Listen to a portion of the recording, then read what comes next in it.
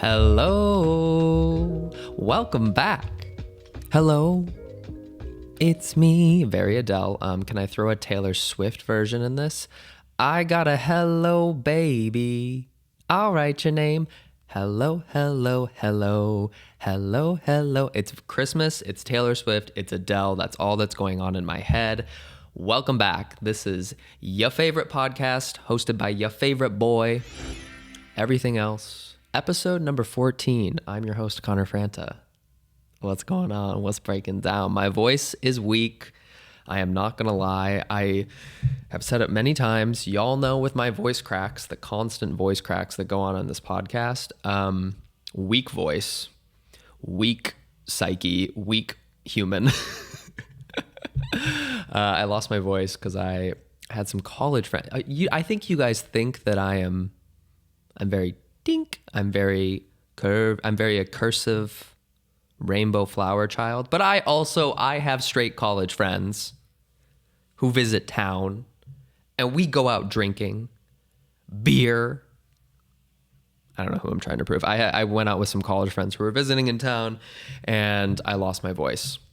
We were at a bar for like a couple hours. I lost my voice within 60 minutes. I don't know what's wrong with me. I don't know what's up with these jeans. I also don't know what's up with my hair, and I'm going to be looking at it for a while. I gave myself a haircut. Just throw that out there. I hate short hair because I constantly need to get haircuts, but I don't want to go in and get them. So then I just take a scissors to it and hope it kind of works out. And sometimes it does, and sometimes I don't really know if it is. That's where I'm at. Okay, this podcast, yet again, all over the place. Coming up on the agenda for today, we are going to be discussing the only thing that has been plaguing my mind. Taylor Swift versus Jake Gyllenhaal. The saga, the album, the story, the scarf, the everything. We're going to be discussing that. We're going to be talking about Adele. Adele performed near my goddamn house, and I was just envious that I couldn't be there. I wasn't invited to be there, let's be real, but that I wish I could have been there. I wish I could have snuck on the premises. We're going to be talking about YouTube removed the dislike button, an article I read on Pandemic Brain, it all. We're going to be jumping into it all. But first, let me give you a little update on what I have been up to. I went on a road trip, did another road trip. Your boy is addicted to road trips. I never did many road trips before the pandemic. And yet, during the pandemic, I kind of had no choice. If I wanted to go somewhere, I was going to do it via vehicle.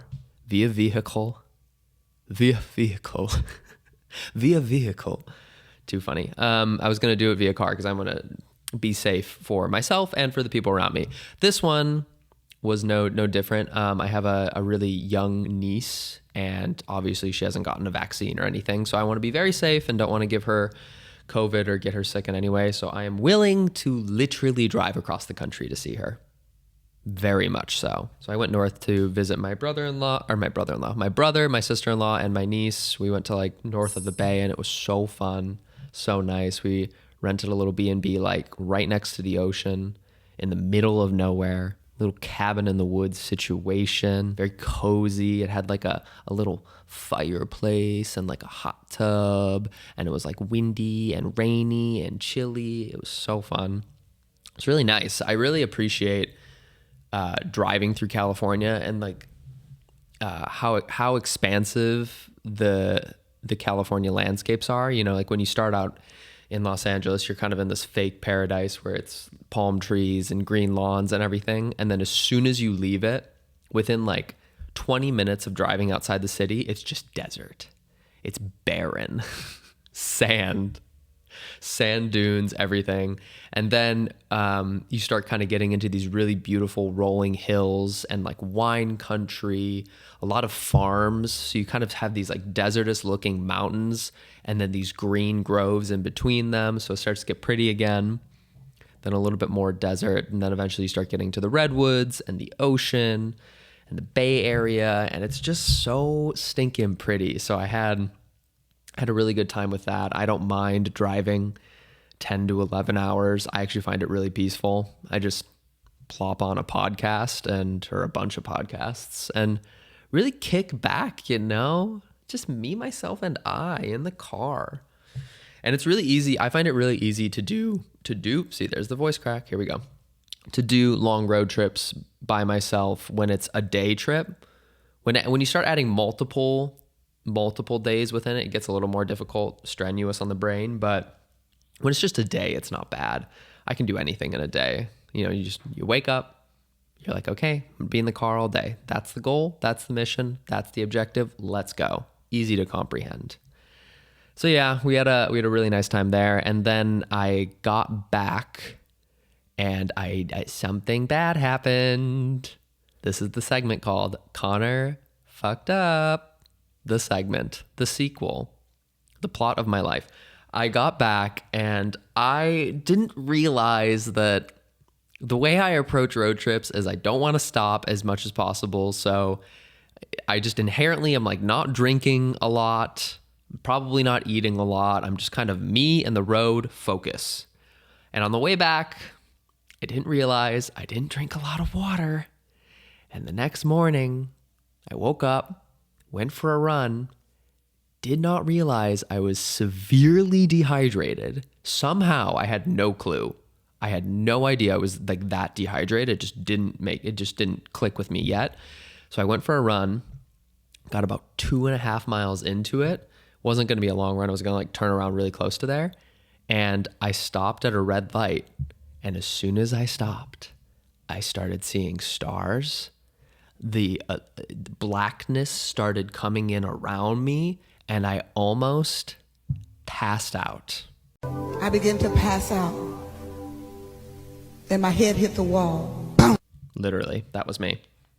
I was so close. Like when I am not exaggerating. I was so close to passing out all by myself on a run in Los Angeles. And that's never happened.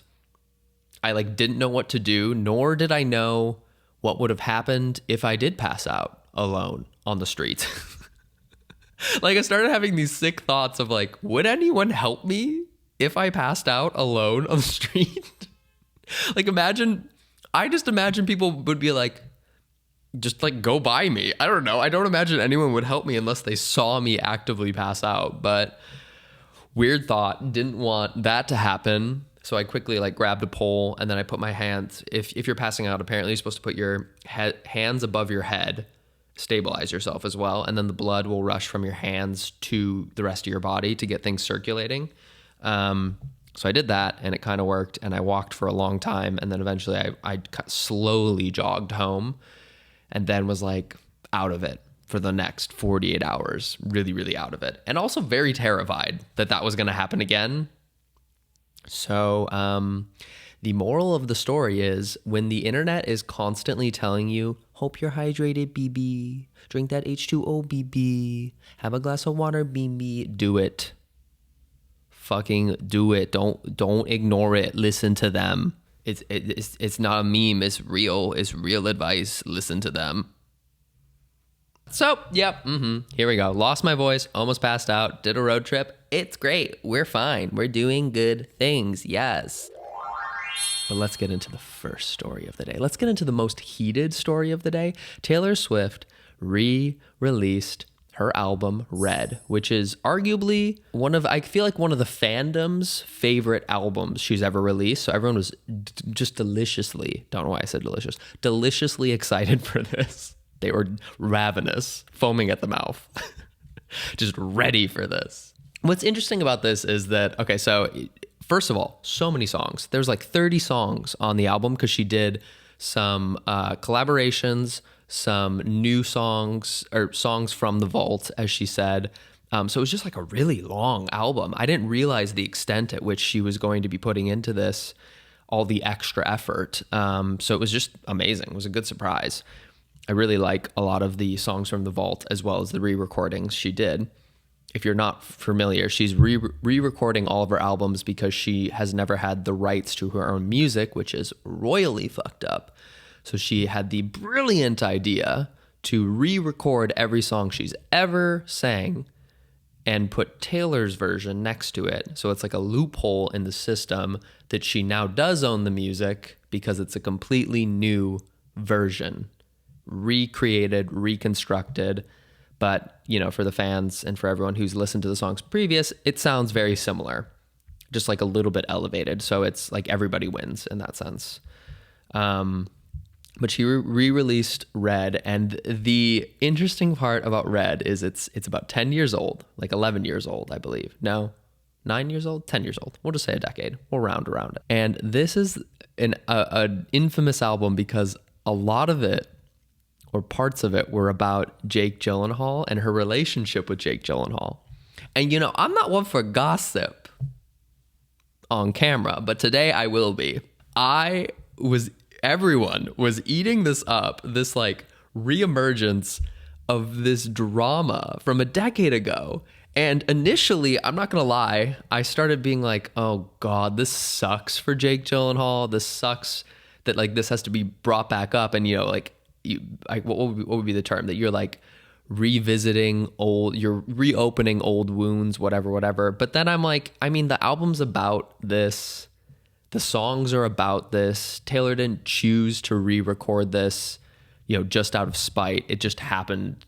This whole situation is something that she could have never seen happening. So, you know, it only makes sense that she revisits it. And also, she's never, as far as I'm concerned, she's never really said his name or that it's about him. It's just obviously about him. So it's really interesting. She released an entire short film called All Too Well, starring Dylan O'Brien and Sadie Sink, an up-and-coming actress. She was in Stranger Things and a bunch of other things. So she's brilliant. He's brilliant. They're great. The short film was beautiful. FYI, by the way, stunning. It was shot on 35 millimeter film. Just gorgeous. Really, really pretty film. Loved every element of it. And I just like, let's just go through. I think I have somewhere here the timeline of Jake Gyllenhaal and Taylor Swift's relationship, because everyone has been shitting on him. And I probably shouldn't say poor man, but I feel bad for him. I feel so bad for him. Imagine like a decade ago, you do something and then everyone is like re-bringing it up in full force this year. Oh God, it's I don't know, it's like comical. It's a little bit comical, but so, okay, here's the article. Let's hear. Taylor Swift and Jake Gyllenhaal first sparked dating rumors in 2010. So 11, almost 12 years ago. After the duo appeared on Saturday Night Live to support Emma Stone. Oh, wow. What a trio. So then they began being photographed in New York City around Thanksgiving. They reportedly went to Jake Gyllenhaal's sister's house, Maggie Gyllenhaal, for the first time at Thanksgiving, and were later confirmed to be in a relationship and having a great relationship since then. Unfortunately, in March, 3 months later, Jake Gyllenhaal decided to end the brief romance, and a source close to the actor said that Jake just told her it wasn't working. Taylor is really upset and hurt. She feels really burned by him.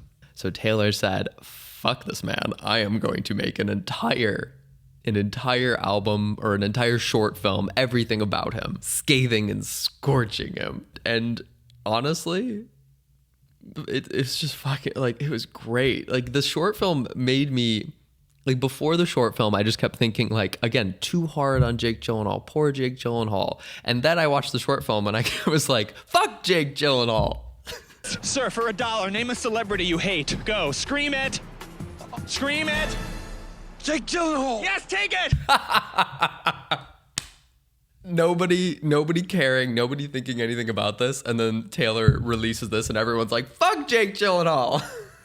Fuck him. And that's why I feel bad, because it's so old, but it's, you know, it clearly hurt really bad. And you know, to the short film's credit, because like, I don't know this man, I don't know this woman, I don't know their story, I'm not going to pretend to. The short film though, short film was filled with Dylan O'Brien playing Jake Gyllenhaal, gaslighting Sadie as Taylor Swift, making her feel insignificant, making her feel immature and young and over emotional. And it was horrible, which meant it was a good short film because it was really emotional. So I was just like eating this up. The album is great. The album broke records. Taylor Swift has, been on night shows and stuff. And I'm like, oh yeah, it's good to have Bestie back. Swiftie #1 from the front row right here. But yeah, there isn't much more to say than that. I find the bandwagon effect of the internet to be both interesting and terrifying. Like my entire TikTok feed is just TikToks shitting on Jake Gyllenhaal. His entire comments on Instagram are all like, give her the red scarf back, Jake. Why do you have the red scarf, Jake? And just like infinite memes of people being like, what would have happened if Jake Gyllenhaal would have given the red scarf back? Jake Gyllenhaal, like in the middle of night, sunglasses on, baseball cap on, like locating Taylor Swift with a brown paper bag, like, just take the scarf. I'm sorry. Please don't release anything else. I'm sorry. Oh God. And then this, okay, let's see this meme.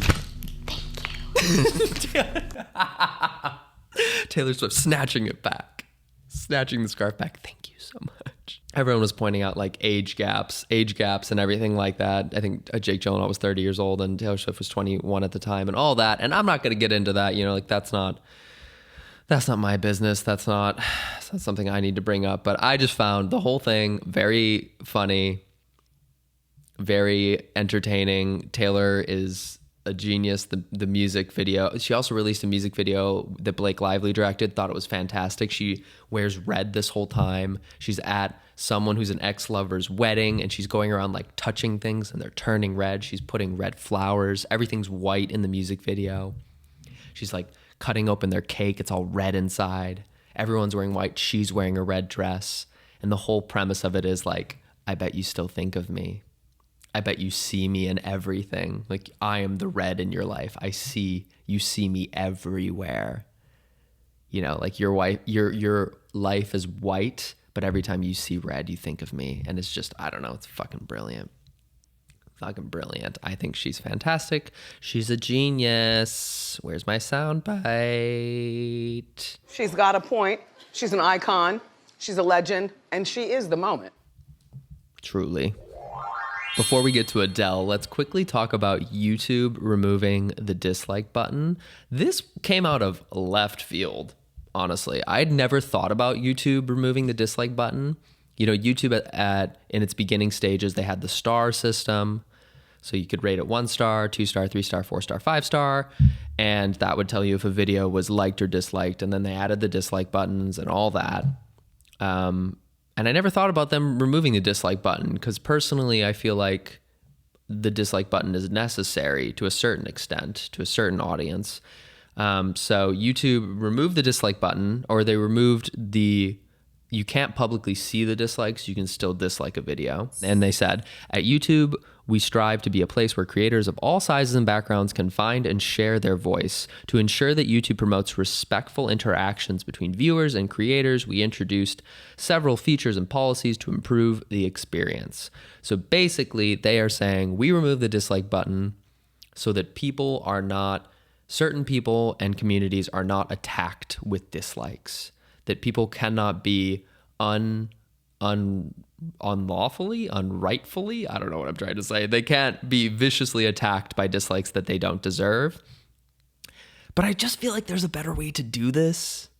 Like, I think you need the dislike button on a video platform because when I use YouTube to find, let's say, like a tutorial, or if I'm watching an opinion piece, like let's say a political opinion piece, I do want to see if people like or dislike it.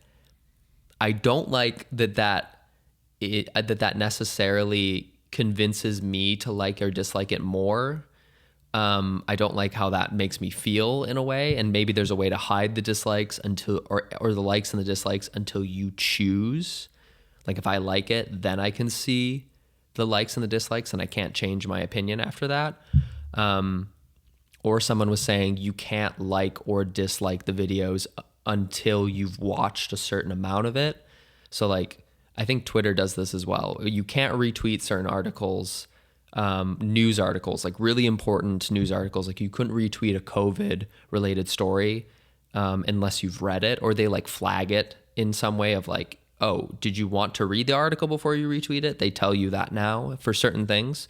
And I think that YouTube could implement a similar strategy where you can only like it or dislike it if you've watched a certain amount of it, or they hide it until they know that you have made like an individual decision. But I think full on never showing the dislikes or never showing that a video is disliked is a disservice to the platform, because there is genuine content that should be flagged as bad and should be outwardly, it shouldn't necessarily be taken off, but I think it should be shown that people dislike and disapprove of the content. And I suppose you can flag that by comments, but I don't know. I think it's an interesting approach, and I don't think it's necessarily the smartest way to go about it. So they did that. I appreciate the intention, but I don't think it's correct. When I tell you what I'm about to tell you, you will be told my opinion. Amen. Okay, let's get back to super happy fun time. Adele performed at the Griffith Observatory here in Los Angeles, which is not that far from where I live. It's technically not that far from where anybody lives because LA is really not that big. But I had this fantasy because the Griffith Observatory is right next to a bunch of hiking trails. And I'm like, oh my God, what if I was on a hike that day? I was just walking and all of a sudden, sun is setting. I'm all alone. I'm like, wow, this is amazing. And then I hear, hello, it's me. And I'm like, fuck! I would cry. I would scream. Imagine being on a hike and you just hear Adele's live vocals to the tune of a sunset, yellows and oranges, reds and purples in the sky. Something would happen. I can't tell you which emotion I would feel. It could be many of them, but it would be a lot. I'd probably combust. I'd explode. Don't think about that too hard. Something would happen. During Adele's performance, we're not going to listen to the music because we might get copyrighted, but she did something so freaking sweet in very much Adele fashion. She helped someone propose at her concert, and it just fueled my fantasy even more. I said, what if that were me? So let's watch a little clip of that. I need every single person to be really bloody quiet, all right? Let's turn the lights down. If you make a noise, I'm going to kill you. Right. I fucking love her. If you make a noise, I'm going to kill you. I'm going to kill you. So this person is walking their fiance. What are we doing? Quentin!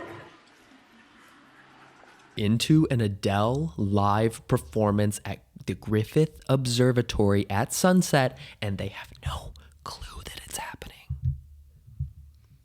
That is romance.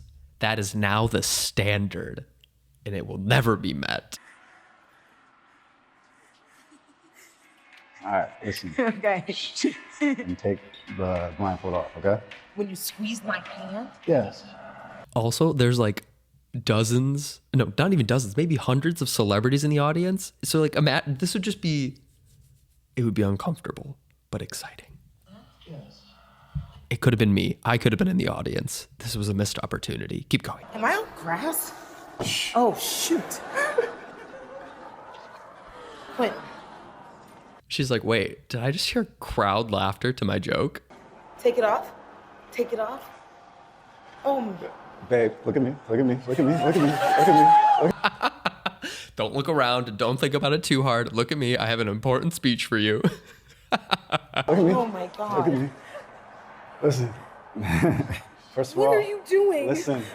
I want to say thank you. Okay? What are you doing? What the fuck is going on? This is a dream and a nightmare. I would be so at a loss for words and out of control. I want to thank you for being so patient with me. Oh, Quentin Brunson. Listen. Thank you for being patient with me. You're crazy, man. I am extremely proud of you, and I mean, every day you blow my mind. Oh, my God. There's absolutely nothing. Where are we? What is going on? I was watching this at 7 a.m. this morning, by the way, crying, sobbing. I had just woken up. This has been a long time coming. Oh my God, I've been your girlfriend for so long. Little babe. Oh my God. Okay. Oh my God. Will you marry me, little Ashley? In real life. Okay. Gets proposed to, amazing, beautiful man speaking beautiful words, and then the lights go up and... Hello, Ashley. Hi. God herself is standing right there in front of you. I would explode! Hi, Quentin. You're right. Go sit front row. Go sit down and enjoy the show. Thank God you said yes, because I didn't know who I was going to have to sing this song to next. You or him. Oh, my God. Look at her. She's so in shock. I love her. Oh my God, that laugh. Oh, she's amazing. That's so fun. And then she sings to them, and they get to be there for the rest of the concert. What an unforgettable day. Don't know how this happened. Don't know who made this happen. This is fantastic. I want more content like this in the world because it warmed my heart. It warmed my heart. It was absolutely beautiful. And it was in my backyard. It was happening unbeknownst to me, somewhere up in the hills. Oh, God, I love it. Love Adele. Adele's album. When you're listening to this, Adele's album will be out in a few days, and I just cannot wait. I am such a stan. What a time to be alive. And you know what? We're going to keep it short today. We're going to keep it concise today. Part of me wanted to talk about pandemic brain.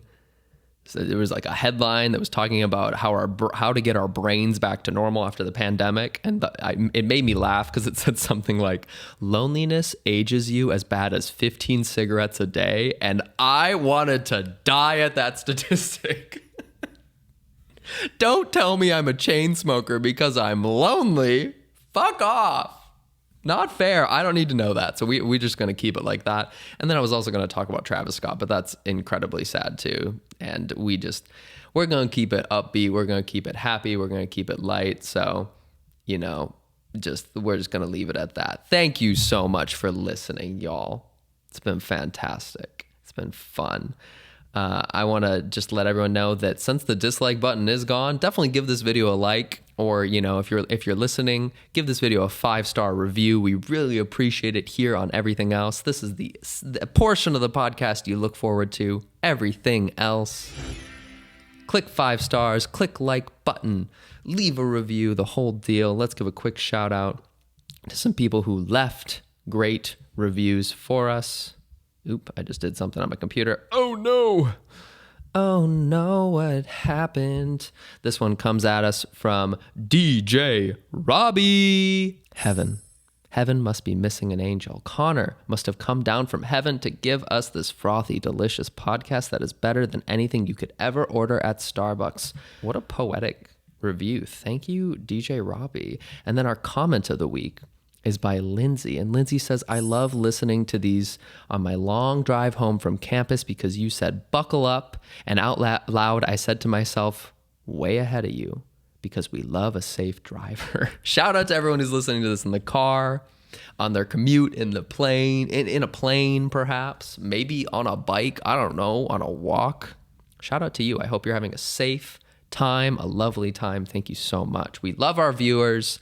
We love our 5-star reviews. Definitely go leave a review for us anywhere reviews are left, and you'll get a shout out as well.